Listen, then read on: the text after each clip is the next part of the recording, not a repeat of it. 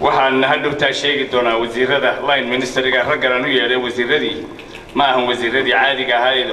wasiiruhu yeer ma ahayn waa wasiiro iskaashi waxay naga dhaxeeyo oo kulliyad waliba wasaarad bay la shaqaysaa waa wasiiradii kulliyadaha maanta aynu tilmaami doono post graduate ka bixinaya kulliyadaha ka tirsan la xiriiri jireen weeye ay ku tahay taageersanaa aad iyo aad baan idin soo dhaweynaynaa waan idinku mahadnaqaynaa sida hagar la'aanteed noogu ajiibteen markaanu idin dacway aad noo timaadaan idin soo fidan dhinaca markaad ka eegto hawshan aan maanta u joognaay waa tuun hawshii Somaliland tijaabooyinkii Somaliland oo socday hore aynu u sameynoo socda ama dhinaca caafimaadka aadna iyo wasiirku inagala fadhiyaan labaduba qayb way ka qaatay isgaarsiinta beeraha baananka you name it labaatanka sare aynu jirnay tijaabooyin badan baynu samaynay waddankan wax isu qoofalan oo inoo sii yaalli ma jirin frankly waad garan kartaan berigaa sidaan ahayn aynu bilownay marka tijaabooyin badan baa la sameeyey xagga waxbarashada iyo inta kale baan ka hadli doono waxay ahayd waxaynu dhaxlay waqti adag arrimo adag baynu dhaxlay duruufo adag baynu dhaxleen oo dib loo rabay in isbarbar wadnay khiliif ama gargaar iyo dibudhis iyo horumar intaba la isbarbar waday marka aan ka hadalno waxbarashada guud gaar ahaan on tusaale u soo qaadano waa garan karaa oo camuudina markii jaamacadda la aasaasay ardayda u horreysay la qaatay labadii loo horreeyay midna secondarygii dalka kama bixin waa kuwii hore ka bixin intii Soomaaliland joogna kama bixin because ciidamo kama soo baxay daafurka barnaamijkan tacliinta sare ee ah heer master iyo PhD waxaan xusuustaa maalintii la furayay jaamacaddan dhinacaas lagu sii jeednay podiumkana ma jirin dad badan baa isku jilayay oo lahaa jaamacad baa la furayaa Somaliland waxay tiigsanaysaa inay jaamacad furto iyagoo aan dalkii kaba xaqabtirin tacliintii hoose primary education bay laayihiin markaasay doonayeen inay jaamacad furtaan dadkii waxaa ku hadlayay maanta waxaan rajaynayaa in qaarkood wali ay joogaan oo ay arkeen in Somaliland ay tahay meel ay ka hirgeli karto wax ummado kale ay tiigsan kari waayeen waxaan oran karaa mahmaha baa jirta Soomaaliyeed oo waxa wixii rag ku tashado rabbana aqbalo waxaan leeyahay wixii dad ku tashado baada rag una dhado professor Fatima ka reebayaan Fatima bakar baa markaa ka reebaya kamana reebi karo waxa la wixii ummadi ku tashato rabbana aqbalo way rumoobaan waxaan leeyahay rabbi wuu aqbalay jaamacadda camuud rabbi wuu aqbalay taageero rabbi ayaynu halkaa ku soo gaadhnay waxyaabaha aqoonsiga Somaliland ee markaan meelaha Somaliland waan ku faanayo waxay dhadaan bal wax halkaan uu tacliinta gaarsiinay bal eega ummadda Somaliland halka is gaarsiisay ay taalkeedii isku gaarsiisay bal eega waxaan leeyahay marka la furayo master's program ama PhD ma sahlana waan garan karayaa bachelor of science degree yaraan ku sameeyay isbitaalka iyaga ayaa inta wareer uu nagu hayo iyo inta aanu darayada ka dhabno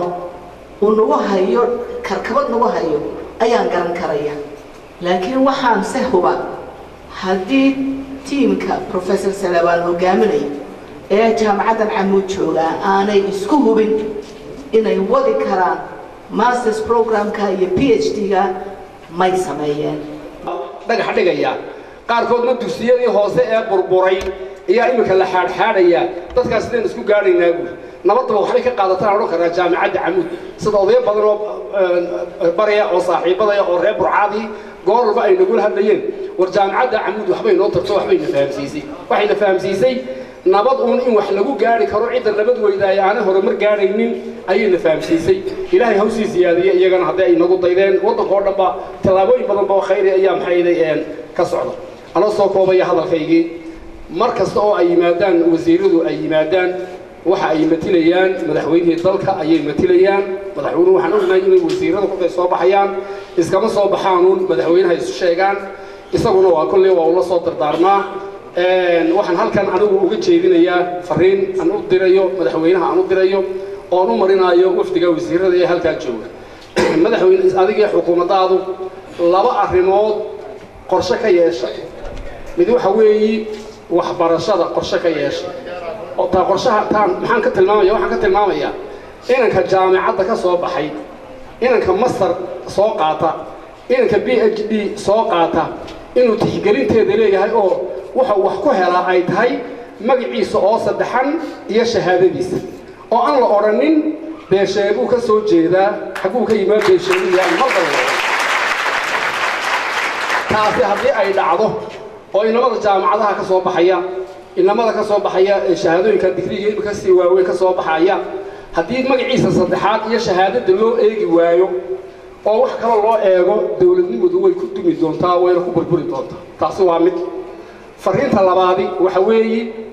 ummadan Somaliland Soomaali oo dhan waa isku dabeecad laakiin halka imika maanta aan deganahay qaabkan aynu u noolnahay oo ah inaynaan badana wax kala soo bixin beerana aynaan wax kala soo bixin waxay ummaduhu ku sheegaan ummadda noocaasi ihi 30 sanadood buu cimrigeedu gaadhaa 30 sanadood buu gaadhaa dadka caynka ah ee aan badda u leeyahayna khayraadkiisa la soo bixin dhulkana aan wax kala soo bixin cimrigiisu ma dhaafo 30 sano ma dhaafo taariikhda kitaabka muqaddimada ibn khaldun ka eega taana xukuumadda waxaan farayaa inay qorshe ka yeelato oo ummadeena lagu hanuuniyo sidii khayraadka badda aynu uga soo bixi lahayn sidii wasaaradda beeraha loo xoojin lahaa ee xoogga loo saari lahaa khayraadka badda loo saari lahaa waxa jiraysa dalkeenu ma jiraynin beeruhu waa cumrigooda waa la garanaya markii jaaraha horta oo kale laga aasaasay waa la garanaya waa soo gaarnay odayadii yiri ana ugu horeeyay dib meerar jiideena ugu meerar odayadii waanu soo gaarnay wuxuu wadanku ku noolaa sarwada xayawaanka ayaa xoog lahayd oo aad u ballaadnayd waa la garan karaa dadkii ganacsiga ahaa waxa wadanka soo galayay in isku miisaanaa xoolaheena qiimo lahaa oo qaali ahaa laakiin maanta xoolihii sida u baaba'an waa la arkaya marka haddii zaraacadii xoogga la saari waayo oo miisaaniyadda wadanka la iskugu geyn waayo khayraadka dhulka inaynu la soo baxno oo dixaha la xidho oo waxyaabaha dadku si dhib yar ugu noolaan karo waa timirta iyo zabiibka wadankeena oo dhan xeebteena oo dhan timirta way ka bixi kartaa dalkeena dhammaantiina zabiibku wuu ka bixi markuu wuu ka bixi karaa waa labada shay ee sharcigu quud zakada laga bixiyo inta kale zakada lagama bixiyo madhabkeena shaaficiga saytuunka lagama bixiyo cambahana lagama bixiyo laakiin cinab iyo timir waa laga bixiya maxaa yeelay quudkay ku tirsan yihiin baa la yiraahdaa marka taa mar labaad baan ku adkaynayaa in wadanka qorshihiisa loogu fiirsado dib wasaaradda beeraha xoogga la saaro oo dixaha la xidho oo qalabka halka baabuur xaraga ah meel walba la keenayo qalabka cagafyaasha ee dhulka lagu qodanayo taariktarada waaweyn ee wax qodaya in la keeno sidaas oo kaliya ayaan wadankeennasi aan ku haysan karnaa marka tii hore waxay ahayd in xagga ardayda ka hadlaya waxay ahayd dawladnimada ku burburi doonta haddii jaamacadaha dadka wax ka soo bartay la tixgelin waayo tan dambana shacbiga dhammaantii baa ku burburi doona oo shacbi kala wadanka degi doona haddii qaabka imika aynu u dhaqanahay ee ah inaynaan dhulkeena waxba kala soo bixin wixii aan cunaano yahay geedka qaadka ah anu halkan maanta la rag badan baa kulli ku jireen ku sii dheeraan maayo laakiin zaraacadii wadankeena aan wax yaynaan ummadan oo shicaarkeedii u noqday badda waxaa ku jira sanka aan ka qabsano aynu niraahna wixii baasaaba meesha ku baqbaqtiyay halka wixii ka soo baxayna anu magaro baan cunayaa ma arabixi baan cunayaa ma qabadin baan cunayaa ma heer baan cunayaa ma sarreen baan cunayaa ma misir baan cunayaa haddaba waxa adduunyada ugu qiimo badan waxa muddo aan wadankeennasi bixin ma jiro 13 shay baa dhulkeena ka baxo oo quud ah midba magac u leeyahay marka waxaan leeyahay shacbiga Soomaaliyeed hal lagu hanuuniyo zaraacada hal lagu hanuuniyo السلام عليكم ورحمة الله وبركاته. أريد أن أقول تبدو بوليستو وحن هنينا يا أما وقتها يعني لا هاي وقتها congratulation جامعة عمود ورنتي كل شغلان أما هون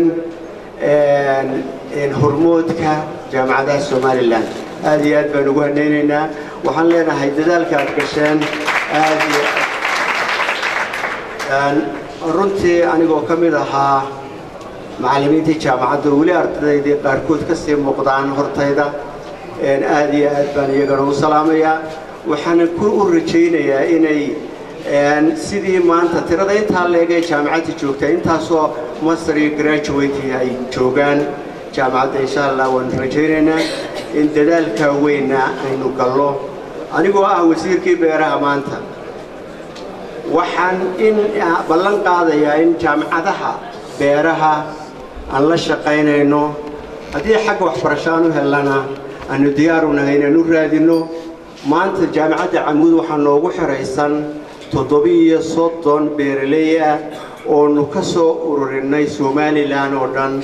oo halka ay ugu sheesatahay midishe oo xeergaabo barigeega ah oo ah halkii 1919 kii diyaaradihii Sayid Maxamed Cabdulla Xasan lagu weerarayay ilaa halka ilaa gobolka Salel oo xariirada ugu sheesay aanu ka soo ururinay 3 bilood bay ku jireen 12 ka bishana waanu u xidhaynaa barnaamijka 12 ka bacdi waxaan noo bilaabmayay isna tababar kale aanu ka bilaabi doono abuureen oo beeraleyda waraab tani waa beeraleyda waraabka ay Camuud u tahay center abuureen waxay tahay beeraleyda moogtahay roobka taasan iyadana bilaabi doona 15 bishan insha Allah waanu la dadaali doonaa jaamacadaha beeraha waxaan rajaynaynaa guul jaamacadda Camuud rajaynaynaa guul insha Allah wassalaamu calaykum waraxmatullahi meelo badan oo imaka inaga maran aynu ardayda uga faa'iideysano taasi kulli iyana waa talagal cusub oo aan isleenahay ha noqoto wasaaraddu inay qaybteeda ka qaadato dhalinyarada jaamacadaha ka soo baxaya shaqo gelinteeda inay qaybteeda ka qaadato dadaal kulli aan ugu jiro ayay ka mid yihiin intaasiba haddii aan la yidhaa haddii aynu halkaa waxbarashadeena levelkeedii ka kordhana waxaanu rajaynaynaa inaanu aad iyo aad ay wax badan ugu soo kordhin karaan guud ahaanba bahda cadaaladda waayo marxalad xilligan imaka aynu joogno markaan ka reebo 40ka aan ka hadlayo midho dhawaan la geliyey mooyaane kolley 2011 daraasad la sameeyey inta garsoorka inoogu jirta ee shahaadad jaamacadeed gaadhay ma gaadhsiisnay 10 dalkana waxaynu ka rabnaa aqoon iyo cadaalad baynu ka rabnaa haddayna markaa ka faa'iideysan dadkii aqoonta lahaa halkaynu gaadhayno doonayna gaadhi mayno marka insha Allah taasna waxaanu absoor garayn doonaa bahda cadaaladdu ama aanu qaadan doonaa haddii aan la yidhaa lodadka ugu horeeya ee ka soo qalin jabiya barnaamijka masters ama PhD waa loo hayaa waa fursadaha u furan waana ku dhiirigelinaynaa inay ardaydu halkaa ay ka qayb galaan mar labaad waxaan u mahadnaqayaa guddoonka iyo boorka iyo macallimiinta jaamacadda ayaan u mahadnaqayaa waxaan leeyahay ilaahay haydu ku gargaaro tallaabada fiican ee qiimaha leh ee tusaalaha ku dayashada mudan ee u qaadeen dalka Allah haydu gargaaro insha Allah marka ay qalin jabina gaadhana waynu eegiyo taariikhdeena dib u eegiyo sida tan oo kale ayaynu inagiyo xusayna inay maalinta siday ahayd iyo maalinta dambe halkeenu taaganahay inagoo isu eegna haddii aan la yidhaahay ilaahay hayna gaarsiiyo nabad haynu gaarsiiyo wassalaamu calaykum waraxmatullaahi wabarakaatuh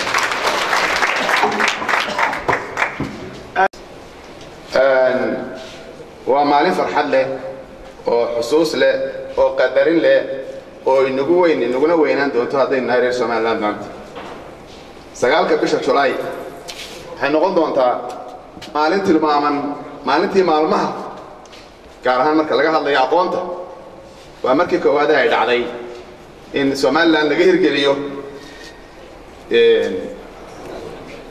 aqoon gaarsiisan heer master ama ka sii sareeyo PhD sidaa darteed bay noqon doontaa maalin ku suntan reer Somaliland oo dhan waa Camuud oo qodaan waxaynu ku tirownay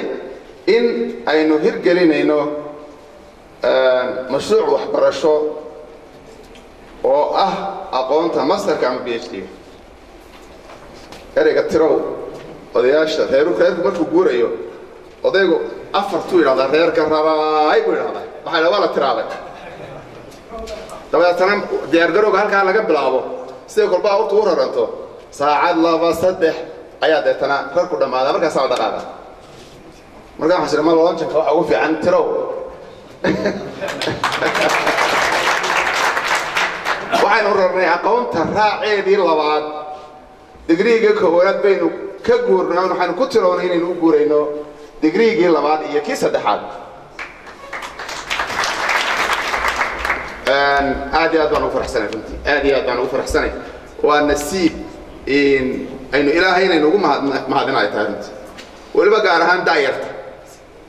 waxa weeye nimcada ninka haya ma dareemo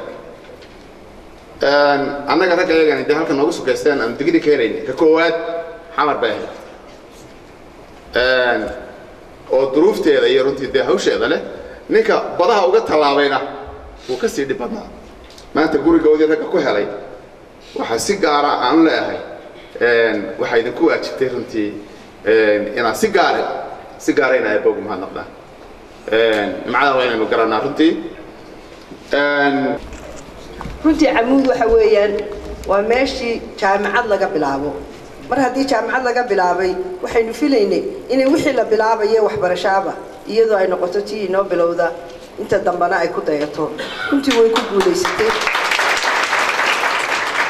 Camuud waxay muujisay inay wax badan wadanka laga qaban karo haddii dadku isku tashado oo la ilaawo in dibadda la wax laga sugo inay wax badan qaban karaan bay runtii inoo tilmaameen tiibaa dadkii kale oo dhan ku daydeen runtii maanta jaamacado badan baa wadanka ka furan laakiinse kolley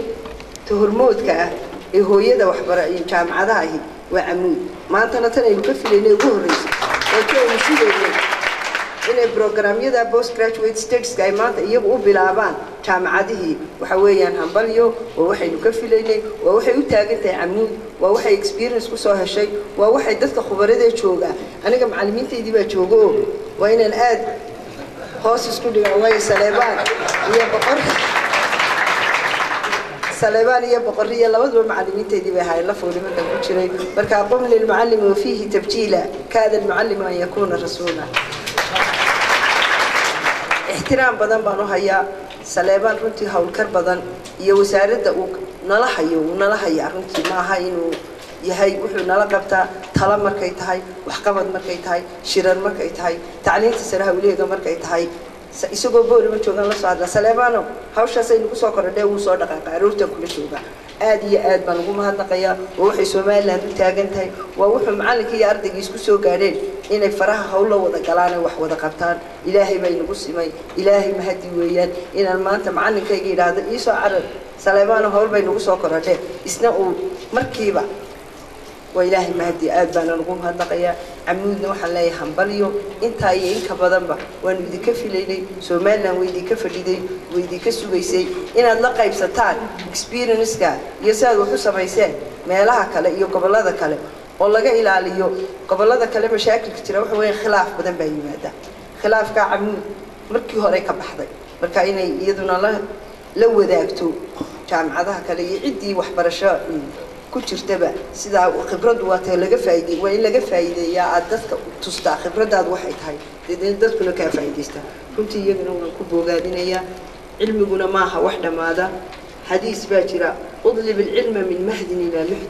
mahdin ilmuhu waa markuu dhashay ku jiro xoolka laakiinse isaga wax isbarayno gacanta inuu taagay isaga bara inuu masaasada qabsado inuu naas hooyadii qabsado ilmuhu ilaa marka uu ku jiro dhabta lagu hayo ilaa maalintu luxudka galayo dhimanayo waxa lagu yiri cilmigu waa inaad doontaa